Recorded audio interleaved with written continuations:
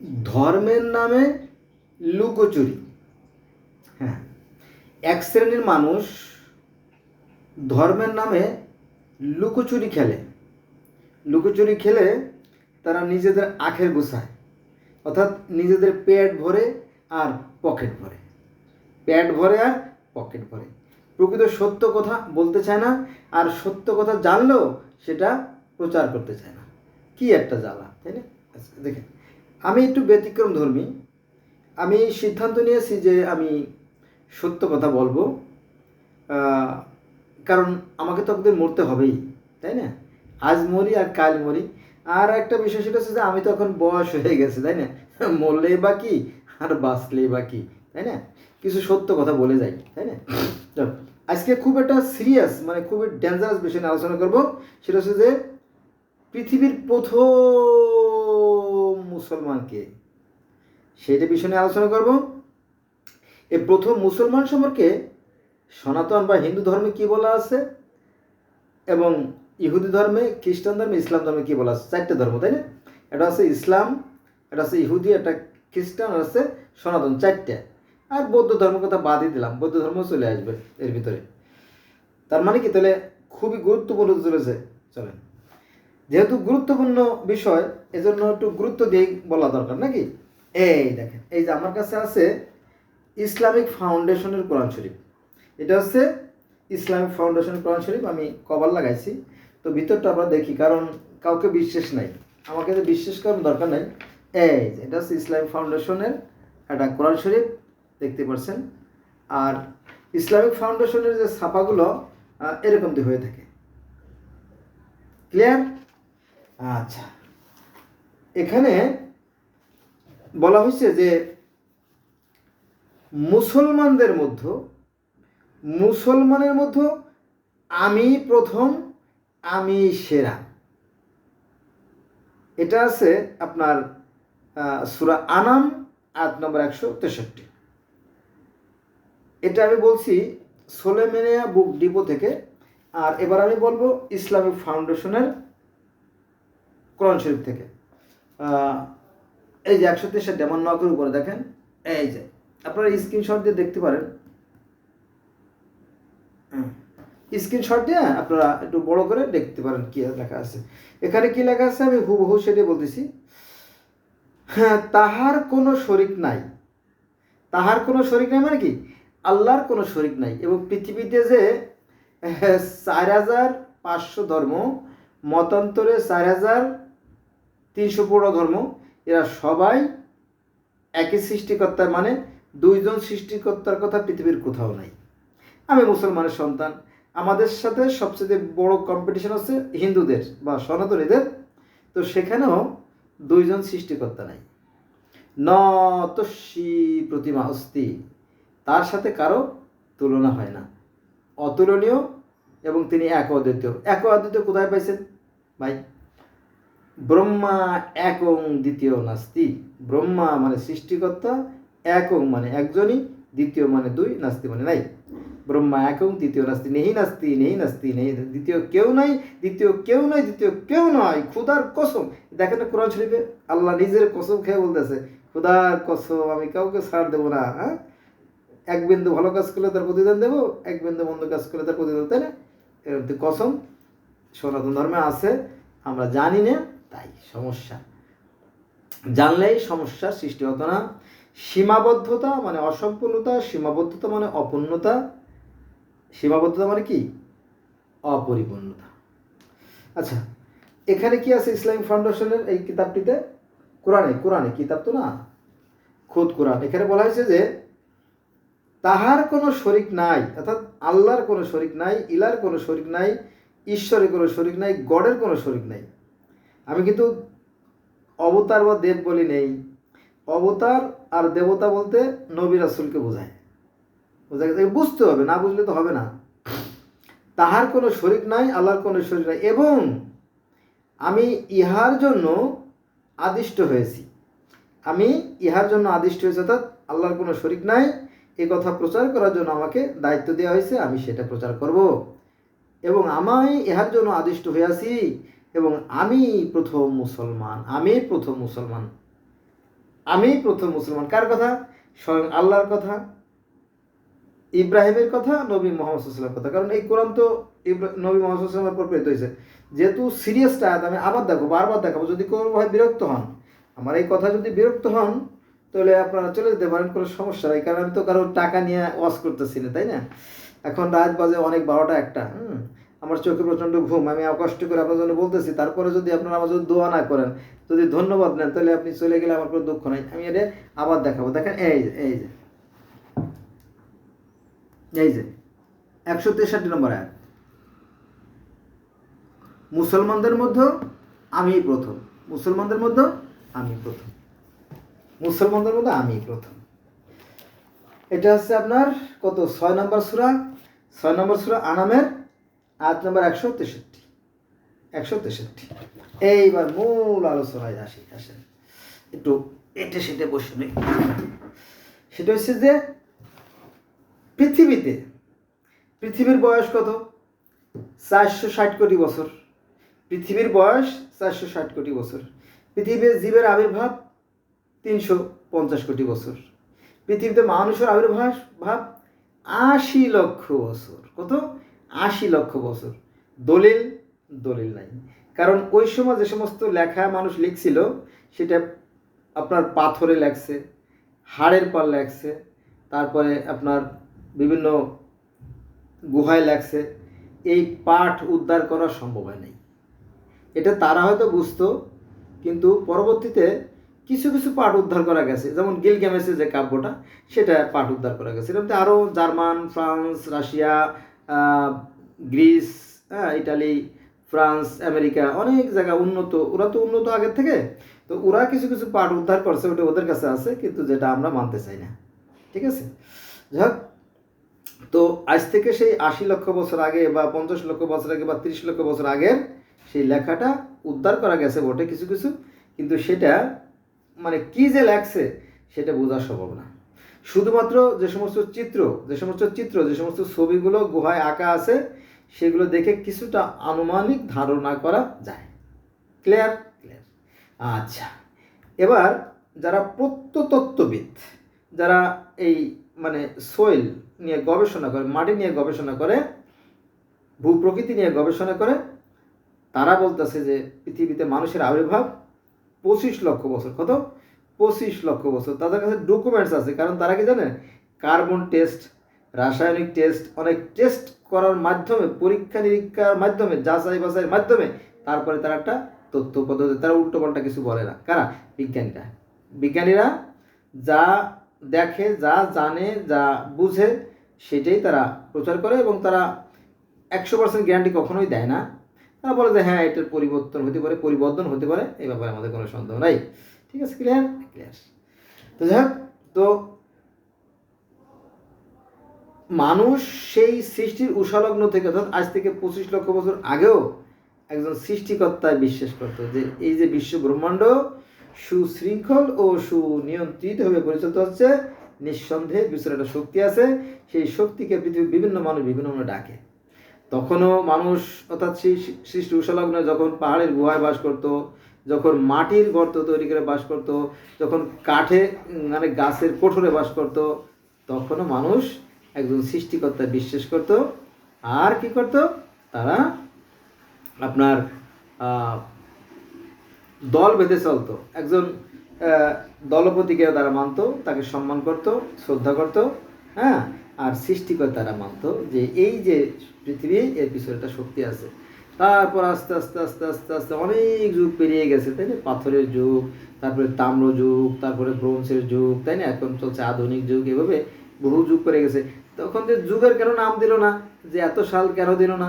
আরে বাবা, তখন তো মানুষের মস্তিষ্ক ততটা খুলে নাই, তখন তো তারা বুঝতো না, তারা তো জানতো না। আস্তে আস্তে আস্তে আস্তে আজ থেকে মানে 5000 খ্রিস্টপূর্বাব্দ বলতে আজ থেকে প্রায় 7000 খ্রিস্টপূর্বাব্দে এই মিশরীয়রা, around the world famous nation is মিশরীয়রা, ফারাওরা যারা। তো এই 7500 বছর আগে পৃথিবীতে সর্বপ্রথম যে লিখনী পদ্ধতি, আপনারা জানেন যে লিখন পদ্ধতি বললে ভুল হবে, সেটা হচ্ছে চিত্রলিপি। অর্থাৎ মিশরীয়রা বিভিন্ন ছবি অঙ্কন করে করে করে করে করে করে তাদের মনের ভাব প্রকাশ করত। পরবর্তীতে সেই লিখন পদ্ধতিটাকে আমরা কি বর্ণলিপিতে রূপান্তর করেছি। আর তাই থেকে শুরু হয়েছে আলিফ বা তা সা, ক খ গ ঘ উম, চ ছ জ ঝ ইয়া, এ বি সি ডি, এই সমস্ত কথা। ঠিক আছে, এই তারপরে টং চেং, চা, চকলেট, চিনি।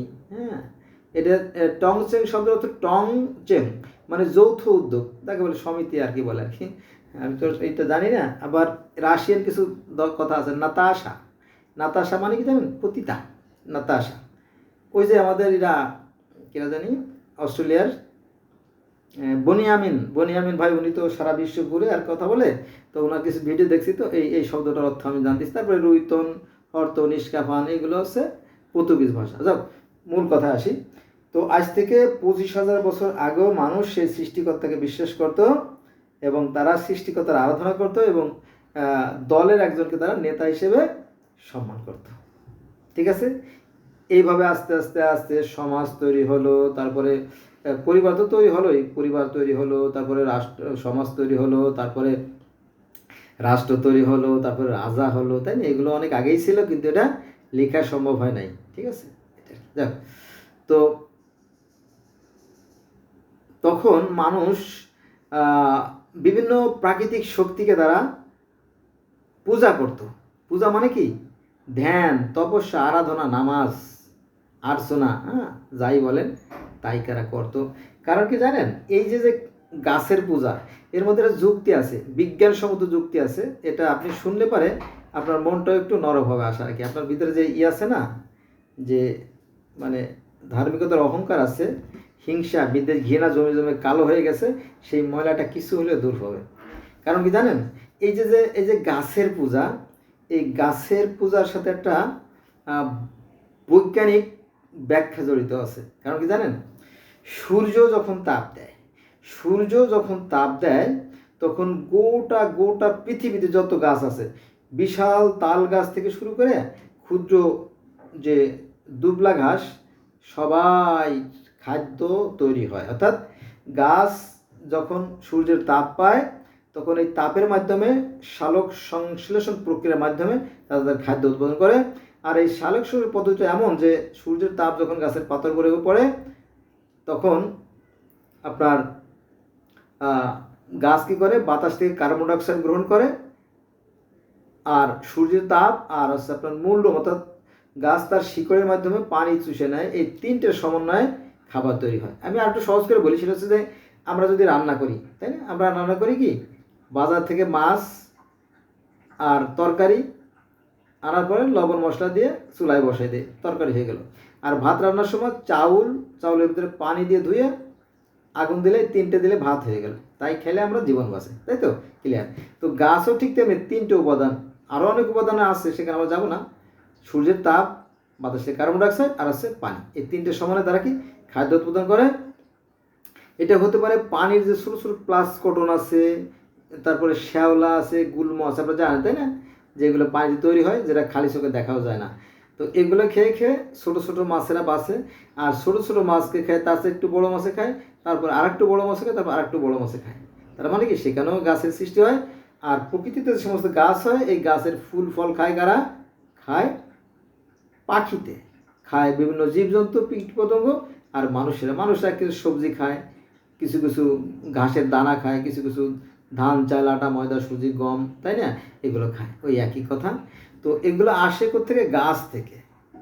হ্যাঁ, শুধু এখানেই না, শুধু গাছ থেকে যে খাদ্য আসে তা না, গাছ থেকে সবচেয়ে গুরুত্বপূর্ণ যে জিনিসটা, মোস্ট ইম্পর্ট্যান্ট গুড মানে ভালো, আর গুডস মানে মালপত্র বা কোনো জিনিস আর কি। তো এটা আসে কোত্থেকে? গাছ থেকে আসে। সেটা হচ্ছে অক্সিজেন। অক্সিজেন না থাকলে আমরা কিন্তু কয়েক মিনিট, 3 মিনিট বা 4 মিনিটের বেশি বাঁচতে পারি না, তাই না? এই অক্সিজেনটা কে দেয়? গাছ দেয়। অক্সিজেন গাছ দেয়। খাবার যা যা লাগে আমাদের, এমনকি ওষুধের কাঁচামাল বা ফ্যাক্টরির যে কাঁচামাল, সব কিছুর উৎস এই গাছ। অতএব গাছকে পূজা করা যেতে পারে, ঠিক কিনা? গাছ আমাদের বন্ধু, গাছ আমাদের বন্ধু আপন ভাইয়ের চাইতে প্রিয়, ঈশ্বরের পরেই গাছের স্থান, সেই হিসাবে তাকে পূজা করা যেতে পারে না? পূজা করা যেতে পারে, কিন্তু আমরা পূজা করি না। হ্যাঁ, এই পূজা প্রথাটা অতীতে থেকে ছিল। আচ্ছা, আর একটা বিষয় বলি, সেটা হচ্ছে যে মনে করেন যে মহামানব, তখন তো ছবিও ছিল না, ক্যামেরাও ছিল না, মোবাইলও ছিল না, ছবিও তোলা যেত না। তাই যারা মহামানব, সমাজে যারা আদর্শের কথা বলে, ন্যায়ের কথা বলে, কল্যাণের কথা বলে, সেই সমস্ত মহামানবদেরকে স্মরণীয় ও বরণীয় করে রাখার জন্য তাদের মূর্তি তৈরি করে, মাটিতে তাদের মূর্তি তৈরি করে যে আরাধনা করত বা স্মরণ করত, সেই থেকে মূর্তি পূজার সূচনা। তাহলে আমি গাছ পূজার কথা বললাম আর মাছ পূজার কথা বললাম, মাছ পূজার কথা বলি নাই। যাও, মাছেরও পূজা করা যেতে পারে, কারণ কি মাছ হতো আমাদের জীবনের রক্ষাকারী একটা অবিচ্ছেদ্য অঙ্গ, তাই না? মাছ ছাড়া আমরা কি ভাতই খাইতে পারি না, ভালো লাগে না, তাই না? যাক, হ্যাঁ, তো এটা আসলে না, এটাকে পূজা না। মাছও সৃষ্টিকর্তা না, গাছও সৃষ্টিকর্তা না, ওই মহামানব যিনি আসছেন উনিও সৃষ্টিকর্তা না। মহামানব হচ্ছে সেই ঈশ্বরের আল্লাহর পক্ষ থেকে প্রেরিত মহামানব। এই যে মহামানবদেরকে হিন্দুরা বলে অবতার বা দেবতা। এরা সেই পরমেশ্বরের মূর্তি পূজা করে না, কারণ পরমেশ্বরের মূর্তি গড়া যায় না, কারণ সে তো অতিকায় জ্যোতি। আপনি কি সূর্যের মূর্তি করতে পারবেন? সূর্যের কাছে যাইতে পারবেন? পারবেন না। তো সূর্য বংশের লোক কিন্তু সনাতন ধর্মে আছে, সূর্য বংশ, ঈশ্বরের বংশের লোক। যখন ফারাও রাজারা ঈশ্বরের বংশের লোক বলতো। তো আজকের যে আলোচনার বিষয় হচ্ছে ইব্রাহিম। এই ইব্রাহিম আলাইহিস সালামের একটা কাহিনী আছে, তাকে আগুনে পোড়ানো হয়েছিল। এই আগুনে পোড়ানোর কাহিনী হিন্দু ধর্মে আছে, প্রহ্লাদ মহাজনকে আগুনে পোড়ানো হয়েছিল। আর ইহুদি ধর্ম, খ্রিস্টান ধর্মে আছে যে আব্রাহামকে আগুনে পোড়ানো হয়েছিল। আর আমাদের ইসলাম ধর্মে আছে ইব্রাহিম। ইব্রাহিম আর আব্রাহাম কিন্তু ভিন্ন শব্দ। ইব্রাহিম আর আব্রাম আলাদা শব্দ, আর প্রহ্লাদ মহাজন আলাদা শব্দ, কিন্তু ঘটনা কিন্তু এক যে এই আব্রাহামকে আগুনে পোড়ানো হয়েছিল। তাহলে আমরা জানলাম যে 4টে ধর্মেই ইব্রাহিমের কাহিনী আছে, তাই না? এক কথা বারবার বলা ভালো লাগে না? হিন্দু, ইহুদি, খ্রিস্টান, মুসলমান, 4টে ধর্মে ইব্রাহিমের কথা বলা আছে। কিন্তু ওই যে আমাদের ভিতরে যে ধার্মিকতার হিংসা, বিদ্বেষ, ঘৃণার কারণে আমাদের ওই ধর্মগুলো জেনে হয়ে ওঠে না। কিন্তু আমি একটু ব্যতিক্রম ধর্মী। আমি যেহেতু জগতের বিভিন্ন ধর্মের ছাত্র, আমি একটু অন্যভাবে বলবো। হ্যাঁ, চলো শুরু করি। অতীতে সনাতন ধর্মের বহু মহামানব স্বর্গে যেতেন। স্বর্গে, সেই ঊর্ধ্বলোকে, বৈকুণ্ঠ, গোলকধাম, বৃন্দাবন, ঈশ্বর যেখানে থাকেন, ঈশ্বরের রাজ্যে, স্বর্গরাজ্যে যেতেন, প্রায় যেতেন। তাকে বলা হয় ঊর্ধ্বগমন। আমরা বলি মিরাজ, বলি না মিরাজ। নবী মুহাম্মদ মিরাজে গেছিলেন। তো ঠিক আছে, সনাতন হিন্দু ধর্ম ঊর্ধ্বগমন বা সেই ঈশ্বরের মিরাজের কাহিনী আছে। তো সন্ন্যাসীরা, পুরোহিতরা, ঠাকুররা, ধর্মগুরুরা প্রায় স্বর্গে যাওয়া আসা করতেন এবং সেই ঈশ্বরের কাছ থেকে, অর্থাৎ আল্লাহর কাছ থেকে পরামর্শ আনতেন যে আল্লাহ, পৃথিবীটা কীভাবে চালালে সুন্দর হবে, কি করব, কোথায় ভুল ভ্রান্তি হয় কি না, ইত্যাদি ইত্যাদি ইত্যাদি তার কাছে যেতেন। তো একবার ঘটনা ঘটলো কি, যে কয়েকজন পুরোহিত বা ব্রাহ্মণ ঠাকুররা আর কি, ওরা তো সনাতন ধর্মের প্রথম শ্রেণীর মানুষ, তো ওরা স্বর্গে গেছেন। স্বর্গে যাওয়ার পরে ওই যে স্বর্গে যে দুজন দ্বার রক্ষক, অর্থাৎ মিরাজে গেছেন, ঊর্ধ্বগমনে গেছেন। ঊর্ধ্বগমনে গেলে পরে ওদের তো মানুষ, তো সেই পচা কাদা মাটির মানুষ, এই জন্য মানুষকে তেমন একটা সম্মান করে নাই। রাখেন, আপনি ওখানে বসেন, আমি যখন বলবো তখন ভিতরে যাবেন। ওই যে সরকারি হাসপাতালে যেমন টিকিট কেটে গেলে যেমন ধমক দিয়ে দূরে সরাই দেয়, ঘাড় ধাক্কা দিয়ে দেয়, তাই না? কিছু বলা যায় না, অনেকটা ওরকম ধমক মারে, আপনার ওইদিকে যান, এখন ভগবান ব্যস্ত আছে, চুপচাপ বসে রয়েছে, ক্লান্ত শরীর বসে আছে। পরে ডাকছে, আসেন, যান, ভিতরে যান। তো ভিতরে যখন গেছে তখন তো আল্লাহ মানে সৃষ্টিকর্তা তো জানে যে আমি কত কষ্ট করে, কত ভালোবেসে, কত আদর করে, কত সোহাগ করে, কত সুন্দর করে মানুষ সৃষ্টি করছি। তিনিই শুধু বোঝেন, কারণ তার তো সন্তান তুল্য, যদিও সন্তান না, সন্তান তুল্য। তো বলো, তোমরা কেমন আছো? বলো যে আছি ভালো, কিন্তু মনে ব্যথা। কি বলো, মনে কিসের ব্যথা? তোমরা আমার কাছে আসছো না? বলো, জি ভগবান, তোমার কাছে আসছি, কিন্তু আমরা আসছি অনেক সময়, কিন্তু আপনার যে স্বর্গে যে দ্বার রক্ষক আছে, দুই ভাই, জয় আর বিজয়, ওরা আমাদেরকে দাঁড়া করায় রাখছে অনেক সময়, আমরা তো ভীষণ কষ্ট। হ্যাঁ, আমি তো জানি যে পৃথিবীতে বিপদ সংকুল, সেখানে আছে পিশাচ, মানে হিন্দুরা বলে পিশাচ, আর ইহুদি খ্রিস্টানরা বলে লুসিফার মানে শয়তান। পিশাচ মানে শয়তান, লুসিফার মানে শয়তান, আর আমরা বলি আজাজিল বা ইবলিস মানে শয়তান বা ডেভিল মানে শয়তান। ঠিক আছে, এক এক ধর্মে এক একভাবে বলে আর কি। তো ভালো কথা যে তারা আমারে দাঁড়া করে রাখছে, ভারী অন্যায়। ও আল্লাহ বলতেছিল যে তোমরা তো অনেক বিপদ সংকুলের ভিতরে থাকো, আমি তো চাইছিলাম পৃথিবীতে শান্তি, কিন্তু শয়তানডার লাগিয়ে মানুষ শান্তি থাকতে পারতেছে না, ও মাঝে মাঝে ডিস্টার্ব করে, আমি জানি। হ্যাঁ, তোমরা সাবধান থাকলে কোনো ক্ষতি নেই, আমি তো আছি। এরকম অনেক কথা হয়েছে, হয়তো এরকম কথা হয়েছে। তো এক পর্যায়ে যখন ওদের দুঃখ, তখন আল্লাহ পাক অর্থাৎ ঈশ্বর ওই দুইজনকে ডাকলেন, এই জয় বিজয় আসো, এদিকে আসো, ভিতরে আসো। তখন জি হুজুর। বলো যে এদের সাথে বেয়াদবি করছো? বলো জি, একটু বেয়াদবি হয়ে গেছে, ক্ষমা করেন। না, আমি বললাম কি সঠিক বিচারক। আমি তো আর এই যে পৃথিবীটা যে কত বিপদ সংকুল জায়গা, কত কঠিন জায়গা, সেখানে রোগ শোক ব্যাধি যন্ত্রণা কাতরতা ব্যথা বেদনা, তাই না, কত অসুর পিশাচ শয়তান ইবলিসের আক্রমণ, তাই না, তার মধ্যেই ভালো মানুষ হয়ে থাকাটা চারটিখানি কথা না। আর এরা তো খারাপ না যে তুমি তাদের সাথে খারাপ ব্যবহার করবা, এরা তো ভালো মানুষ।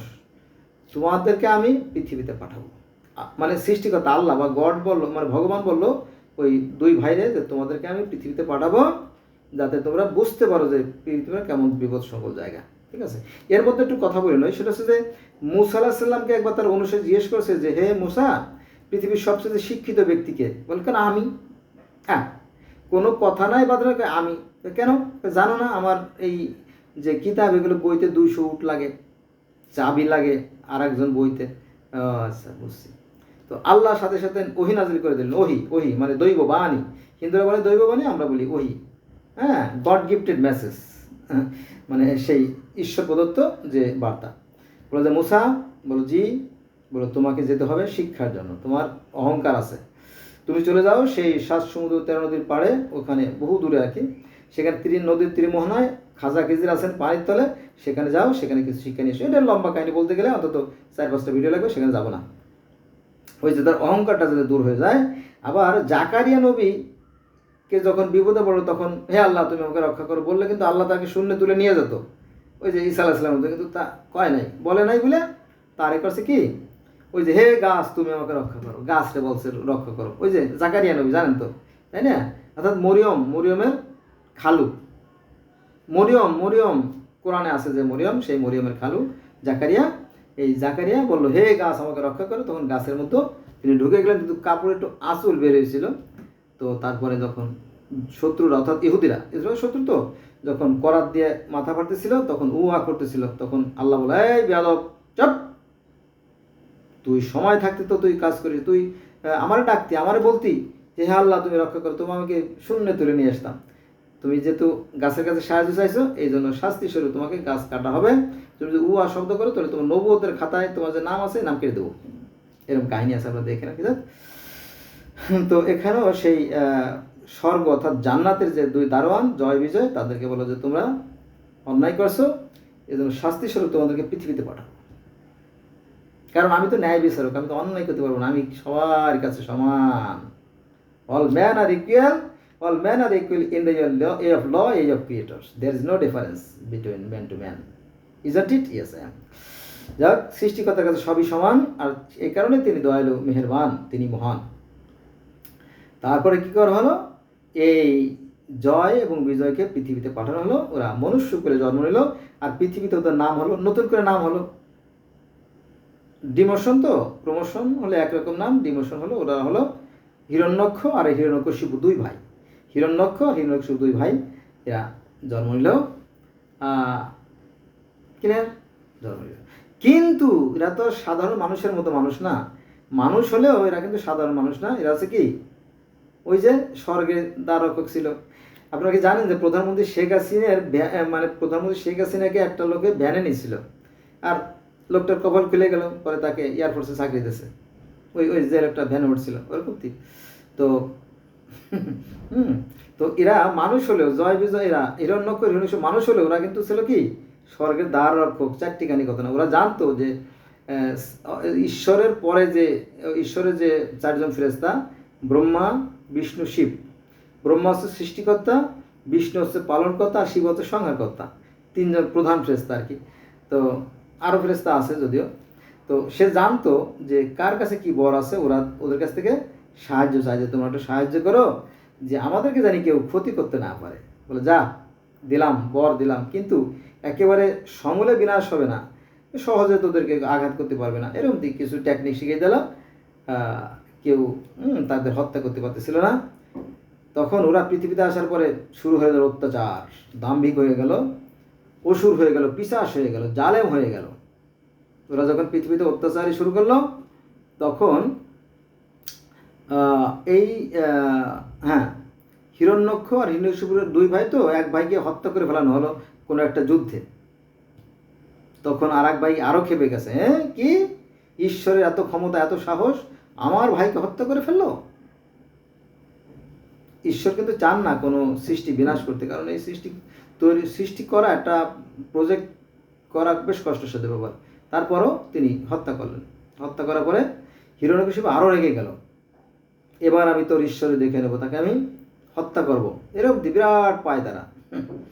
তখন আল্লাহ বলল, তোকেও সাইজ করবো, রাখ।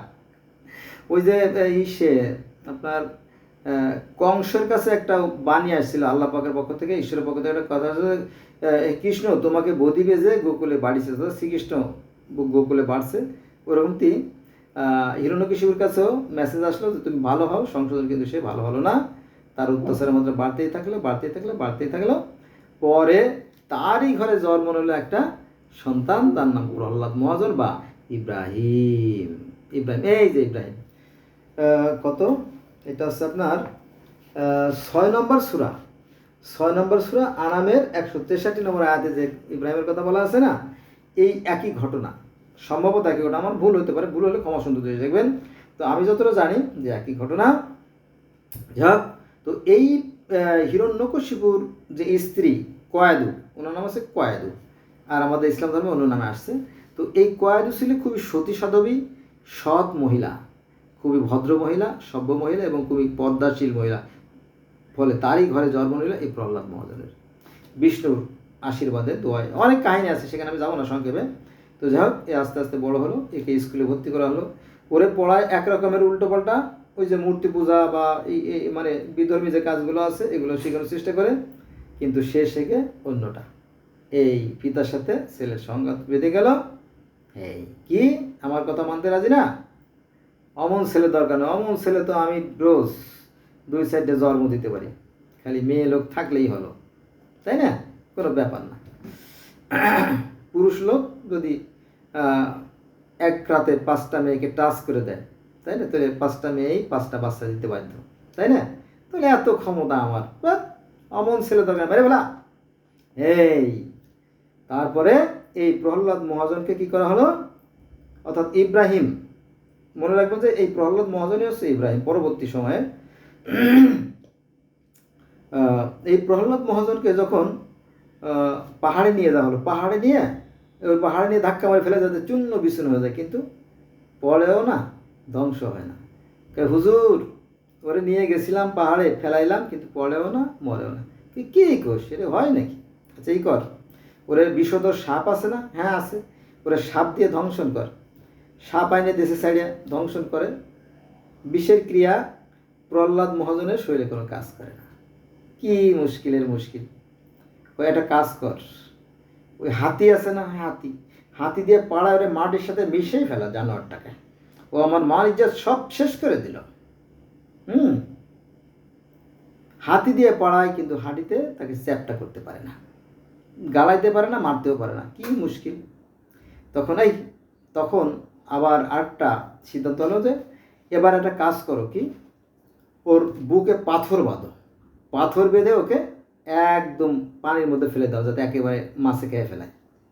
যথাজ্ঞা হুজুর যেভাবে বললেন, অর্থাৎ হিরণ্যকশিপু যেভাবে বললেন সেভাবে সেই প্রহ্লাদ মহাজনের বুকে পাথর বেঁধে ফেলে দেওয়া। আমার ভুল হতে পারে সমাকুন্ত যে, কারণ আমি তো আসলে অনেক পড়াপড়ি নিয়ে ব্যস্ত থাকি, অনেক ধর্ম আমাকে এই করতে হয়, সারা পৃথিবীর যত ধর্ম আছে আমি একটা ধর্মে কিন্তু 150টা ধর্মের বিষয় আলোচনা করছি। এটা বেশ কষ্টসাধ্যের জন্য এত মুখস্থ থাকে না, যাই হোক এরমতে হবে। তবে এই পয়েন্টগুলো সঠিক।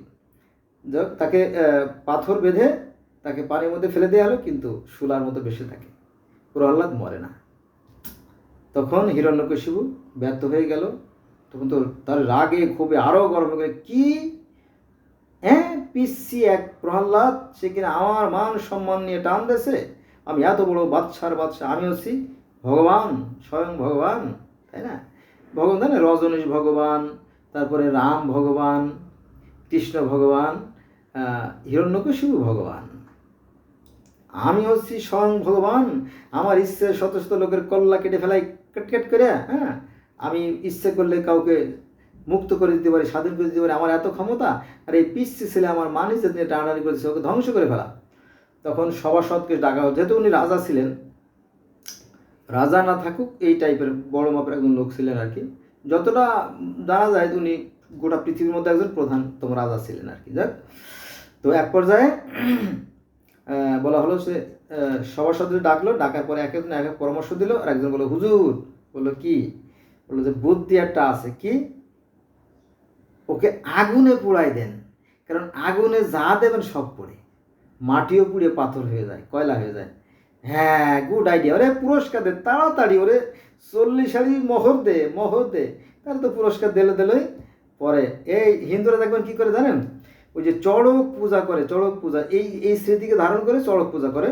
ওই গাছ ভিজে রাখে সারা বছর, পরে যেদিন চড়ক পূজা হবে সেই দিন ওই ভিজে গাছ নিয়ে এসে উঠে উপরে আনার পরে ঘৃত মধু টধু দুধ টুধ ঢালে ওই চড়ক গাছে গাড়ে, ওরা গাছ পোতে, ওই গাছটের উপরে এভাবে ক্যারেনের মতো, অথবা কেউ কেউ বলে গুলতির মতো, কেউ বলে আবার চরখির মতো, যেভাবে এইভাবে ওই প্রহ্লাদকে আগুনের মধ্যে ফেলানো হয়েছিল। তো সেই স্মৃতিটাকে ধারণ করার জন্য হিন্দুরা চড়ক পূজা করে।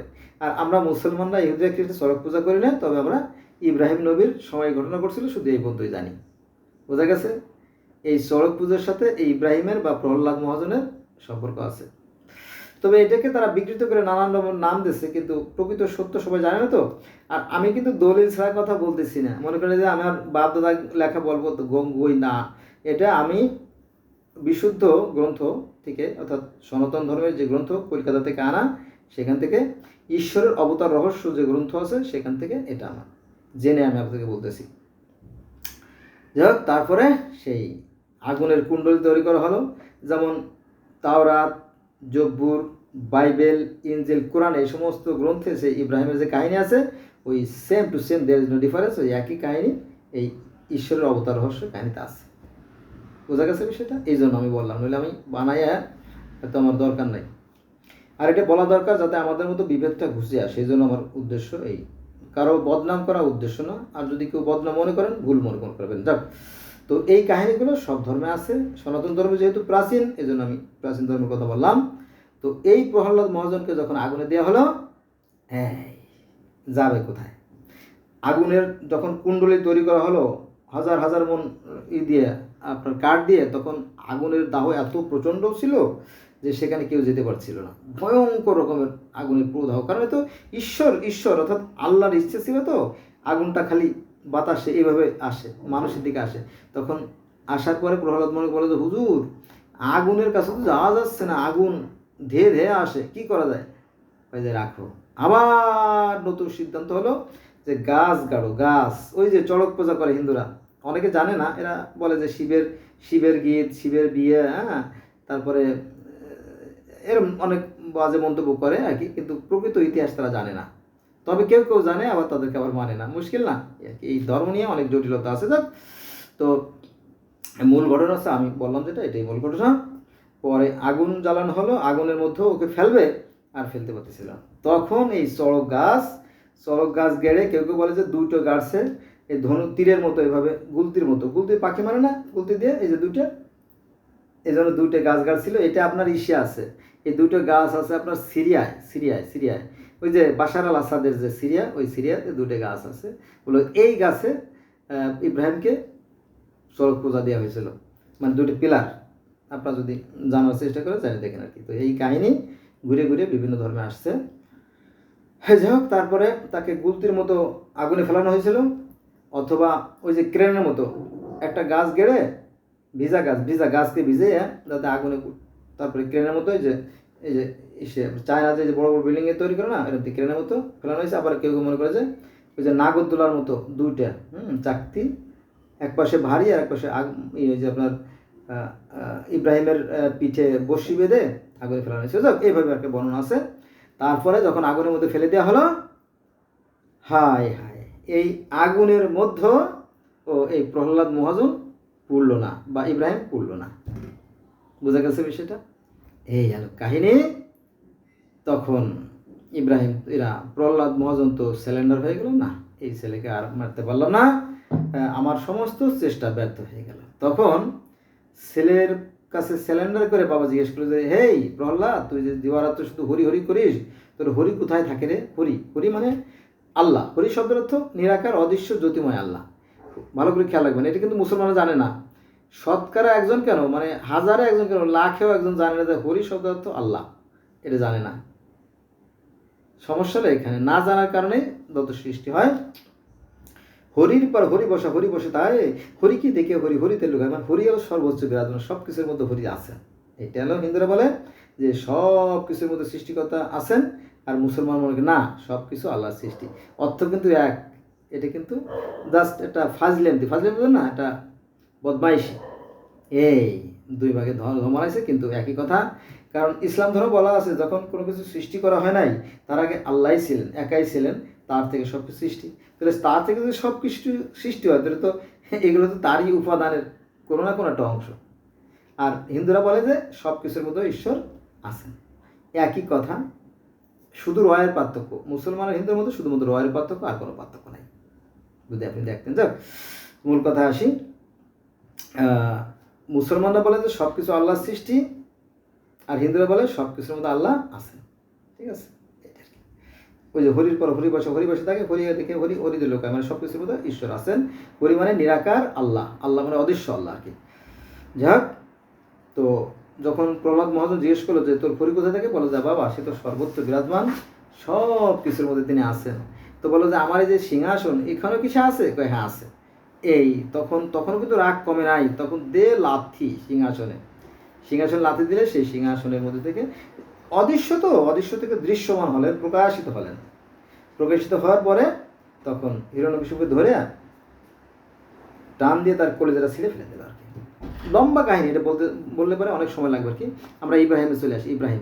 তো ইব্রাহিম আলাইহিস সালামকে আগুনে পোড়ানো হয়েছিল, জানেন তো? এটা কোরআনে আছে যে কুন ইয়া নারুন বারদাউস সালামুন ওয়ালা ইব্রাহিম। ইয়া নারুন, ইয়া মানে হে, নারুন মানে আগুন, ওয়ালা ইয়া নারুন বাদাস, ইয়া মানে হে, নারুন মানে আগুন, হে আগুন, বরদাস মানে কি সহনশীল, হ্যাঁ, ওয়ালা মানে তারপরে ইব্রাহিম পরে তুমি সহনশীল হয়ে যাও বা ধৈর্যশীল হয়ে যাও, জানেন তো, তাই না? এই কাহিনী তাওরাতে, জবুরে, ইনজিলে, বাইবেলে, কোরআনে আছে। আমি আয়াত নাম্বারটা বলতে পারতেছি না, প্রয়োজন হলে আমি আয়াত নাম্বার দিতে পারি, অথবা আপনার তো জানেন, তাই না? এটা আমরা শত বা হাজার বার ওয়াজে শুনছি, তাই না? এই কথাই তো হুজুরা সারা বছর বলে, তাই না? এর বিষয় বোঝা গেছে বিষয়টা। এই তো আমরা কি করি, ইব্রাহিমের দুরূদ পড়ি, ইয়া নবী সালাম আলাইকা। আর হিন্দুরা ওই দিনটাকে, সেই স্মৃতিটাকে স্মরণীয় বরণীয় করার জন্য তারা ওই চড়ক পূজা করে। বোঝা গেছে বিষয়টা? আপনারা এখন তো পৃথিবী বদলে গেছে, তাই না? পৃথিবী বদলে গেছে। এ ব্যাপারে বিস্তারিত জানতে হলে আপনারা চড়ক পূজায় সার্চ দেবেন, বা প্রহ্লাদ মহাজন, বা এই প্রহ্লাদ মহাজনটা আরও ইস্যু আছে, নরসিংহ একটাই আছে, কাহিনী আছে, ঈশ্বর অবতার কাহিনী। নরসিংহতে গেলেও আপনি পাবেন, হিরণ্যকশিপুজনের কাহিনীতে গেলে যাবেন, প্রহ্লাদ মহাজনের কাহিনীতে গেলেও পাবেন। ঢুকলেই মানে এই কাহিনীগুলো পেয়ে যাবেন। অনেক লম্বা কাহিনী তো। আর যেহেতু সনাতন ধর্ম বহু প্রাচীন, অত 80 লক্ষ বছর হতে পারে, বা 50 লক্ষ বছর, অথবা 25 লক্ষ বছর হতে পারে। তো সময়ের পরিবর্তনের সাথে এগুলো আপনার শাখা প্রশাখা এতই গজাইছে যে একটু কষ্ট হয় আর কি বের করতে, এই আর কি। বোঝা গেছে বিষয়টা? তো যাই হোক, এই যে হিরণ্যকশিপু, ওনাকে পরে যখন বধ করা হলো উনি বিলুপ্ত হয়ে গেল। তারপরে এই যে যে প্রহ্লাদ মহাজন উনি কি করলেন, সেই নিরাকার সৃষ্টিকর্তার প্রতি সবাইকে বিশ্বাস করতে বললেন। বেদে যদি আপনি যান দেখবেন যে সেখানে ঈশ্বর মাত্র একজনই, তিনি নিরাকার এবং জ্যোতিময় অশরীরী। ন তস্যি প্রতিভা অস্তি, তার সাথে কারো তুলনা নাই। ব্রহ্মা একং দ্বিতীয় নাস্তি, তিনি একজনই, দ্বিতীয় কেউ নাই, দ্বিতীয় কেউ নাই, দ্বিতীয় কেউ নাই। নেই নাস্তি, নেই নাস্তি, নেই নাস্তি। ঠিক আছে, কিন্তু এই কথাগুলো আমাদের আলেম ভাইরা বলে না, তারা খালি বলে ওরা মূর্তি পূজা করে, ওরা মূর্তি পূজা করে, ওরা 12 মাসে 13 ভগবানের পূজা করে। মিথ্যে কথা। হিন্দুদের মধ্যে যারা শিক্ষিত ভদ্র তারা মূর্তি পূজা করে না। এমনকি ব্রাহ্ম সমাজ আছে যারা বেদের মূল অনুসারী, তারাও মূর্তি পূজা করে না। কিন্তু এই কথাগুলো বলে না, বললে পরে যে ব্যবসা বন্ধ হয়ে যাবে। আবার মনে করেন যে ইসলাম ধর্মের বয়স কত, 1450 বছর, তাই না? কিন্তু আজ থেকে 5000 বছর আগে যে পার্সি ধর্ম অর্থাৎ জর্সুর ধর্ম, সেখানেও কিন্তু সব আছে, ইসলাম ধর্ম যা আছে সব আছে। কলেমা, নামাজ, রোজা, হজ, জাকাত, দান খয়রাত, মিরাজ সব আছে। তারা এই পার্সি ধর্মের অনুসারে তারা 5 ওয়াক্ত নামাজ পড়ে, সকাল, দুপুর, সন্ধ্যা, মধ্যরাত, প্রত্যুষে। আচ্ছা, 5 ওয়াক্ত নামাজের আগে তারা কি করে? অজু করে, প্রক্ষালন, অজুকে বলে প্রক্ষালন। আর সেই সৃষ্টিকর্তা কি বলে? আহুরা মাজদা, অর্থাৎ তিনি প্রাজ্ঞপ্রভু, এক এবং অদ্বিতীয় ঈশ্বর। আর আমরা যেমন পুল সিরাত পার হয়ে জান্নাতে যাব, সেখানেও সে একই কথা বলা আছে যে সিম্বত সাঁকো পার হয়ে জান্নাতে যাব। আর হিন্দু ধর্মে আছে কি? বৈতরণী পার হয়ে জান্নাতে যাব। আর পুল সিরাত তো ইহুদি ধর্মে, খ্রিস্টান, ইসলাম ধর্মে পুল সিরাতের কথা বলা আছে। একই কথা এক একটা ধর্মে এক একভাবে বর্ণনা করা হয়েছে। বন্ধুরা, আরও অনেক কথা বলতে পারতাম। আমার ভিডিওতে আমার এই সেটে কিছু আছে, ভিডিও আছে, তো এই জন্য মেমোরি কম, 43 মিনিট মেমোরি আছে, 2 মিনিট সময় আছে, এরপর অটোমেটিক বন্ধ হয়ে যেতে পারবে। তো আমি তো আসলে কথা প্রসঙ্গে কথা ভুল হইতে পারে, একটু আরিজু ম্যান, ভুল করা মানুষের স্বভাব।